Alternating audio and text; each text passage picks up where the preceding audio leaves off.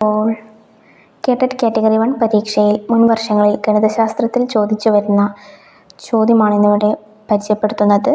ശതമാനം ഉൾപ്പെടുന്ന ഒരു പ്രശ്നമാണ് ഇന്നിവിടെ നിർദ്ധാരണം ചെയ്യപ്പെടുന്നത്. എല്ലാവർക്കും വീഡിയോയിലേക്ക് സ്വാഗതം.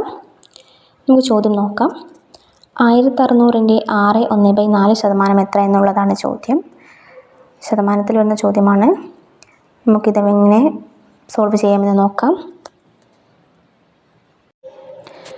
ഒരു സംഖ്യയുടെ x% കണ്ടുപിടിക്കാൻ വേണ്ടിയിട്ട് ആ സംഖ്യയെ x/100 കൊണ്ട് മൾട്ടിപ്ലൈ ചെയ്താൽ മതിയാകും.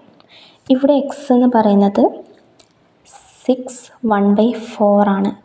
അത് ഒരു മിശ്ര ഭിന്നമാണ്. അപ്പോൾ നമുക്കതിനെ ഒരു വിഷമ ഭിന്നമാക്കി മാറ്റി എഴുതാം. അപ്പോൾ നമുക്ക് 6/1/4നെ വിഷമ ഭിന്നമാക്കി മാറ്റി എഴുതുമ്പോൾ 6 × 4 + 1/4 എന്ന രൂപത്തിൽ ലഭിക്കും. അതായത് 25/4 എന്നാണ് ലഭിക്കുക.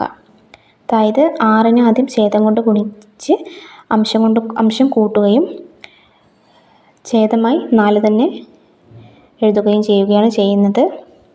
അതായത് നമുക്ക് x എന്ന് പറഞ്ഞത് 25/4 എന്ന സംഖ്യയായി ലഭിച്ചു. അപ്പോൾ നമുക്ക് 1600-നെ x/100 കൊണ്ട് ഗുണിക്കുക വേണ്ടത്. അതായത് നമ്മൾ x-ന് പകരം 25/4 സബ്സ്റ്റിറ്റ്യൂട്ട് ചെയ്തു. 100 കൂടി ഇവിടെ എഴുതി.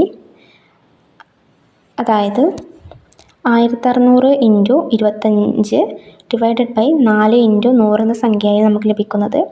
4 × 100 എന്ന് പറയുന്നത് 400 ആണ്. 400 1600-ൽ 4 പ്രാവശ്യമാണ്. അതായത് 4 × 25 എന്ന് പറയുന്നത് 100 എന്ന് നമുക്ക് ലഭിക്കും. അതായത് 1600-ൻ്റെ 6.14% എന്ന് പറയുന്നത് 100.